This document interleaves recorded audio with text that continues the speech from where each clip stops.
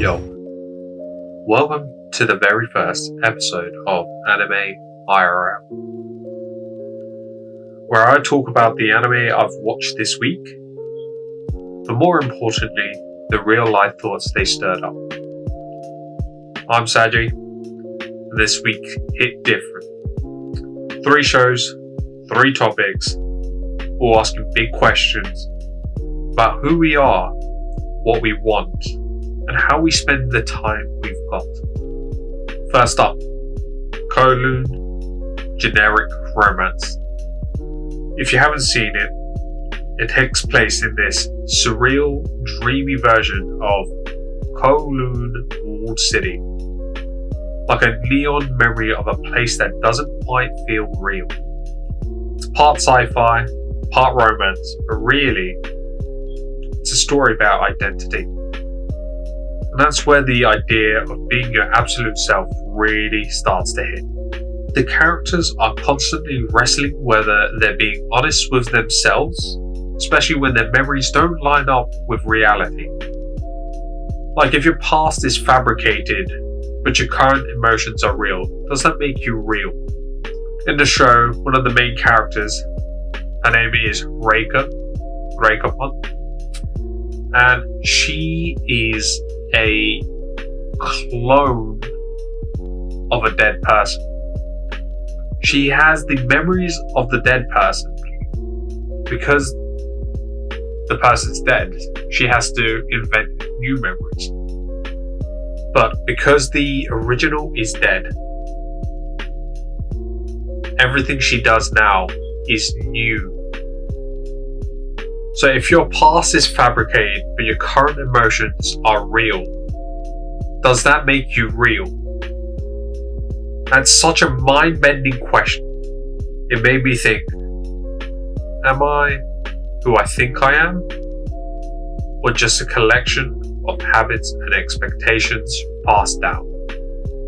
There's something poetic in how the setting feels almost too perfect, like a simulation. The characters still feel deeply. They feel love, confusion, jealousy. Even if their world isn't fully real.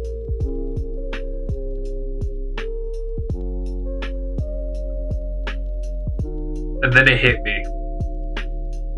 Sometimes I catch myself going through life on autopilot, like I'm moving through a script instead of writing my own story. And here's where it got really personal.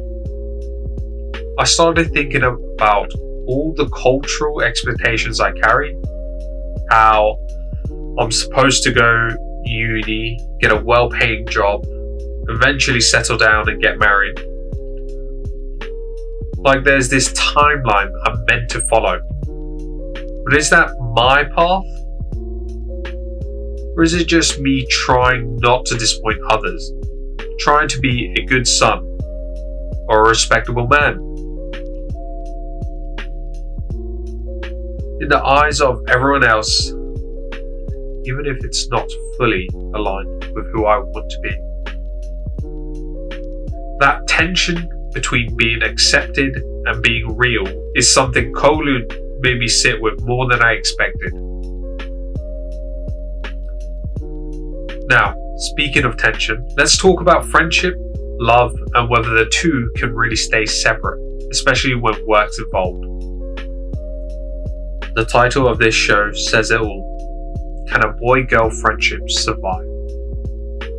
It follows 2 high schoolers, Yu and Himari, who start their own jewelry business, crafting handmade pieces with real symbolic meaning. Yu's got a deep passion for flowers tied to a childhood moment with his first crush. But when Himari confesses her feelings and asks Yu to focus only on her, things start to shift. So can it survive? In my opinion, yeah, it can. But that depends on boundaries and clarity. In the show, Himari confesses to Yu and kind of expects him to shift his focus entirely to her. It changes everything.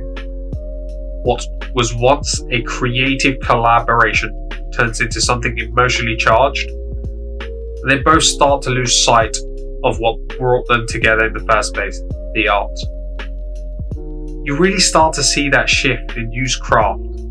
There's a moment where the quality of his jewellery drops, and the person financing their materials even test him because of it. And it's not that you suddenly got worse, it's that his emotions started clouding his intention.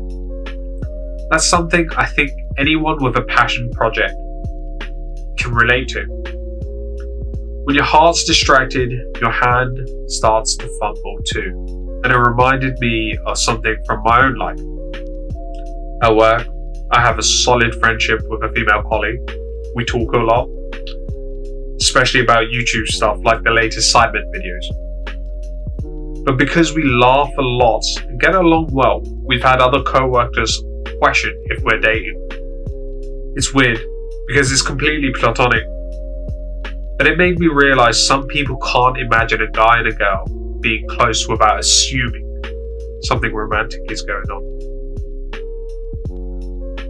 So here's my question to you. Do you think most boy-girl friendships, especially at work, are truly platonic? Or do you think the majority of them carry some hidden emotional layer, even if unspoken?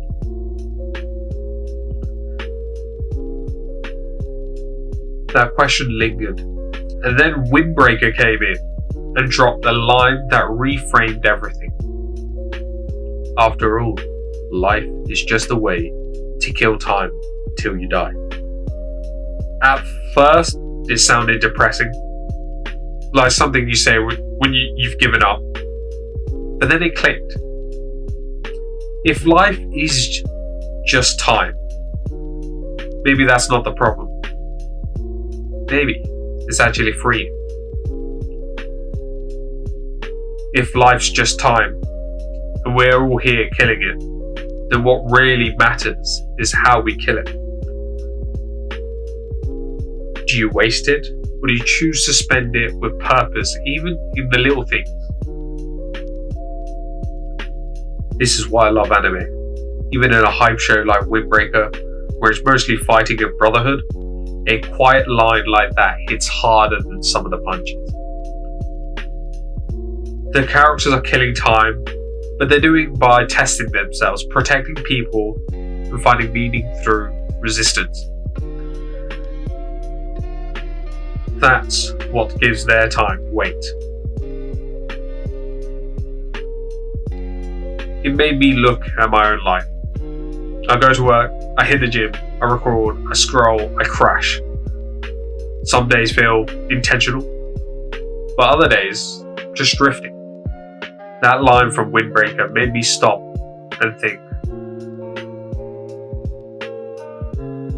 Am I living, or am I just killing time without meaning? I don't want to burn through the years on autopilot, even if it's slow, even if it's quiet. I want to be awake in the time I've got. So yeah, anime got real this week. Whether it's identity, friendship, or just passing time until the clock runs out. Each of these shows gave me something to carry with me.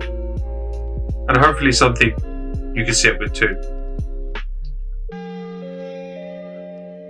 What's one anime or show that made you stop and think recently? And are you killing time or choosing how to live it? Thanks for watching or listening. And remember to kill time wisely. Ja, ne?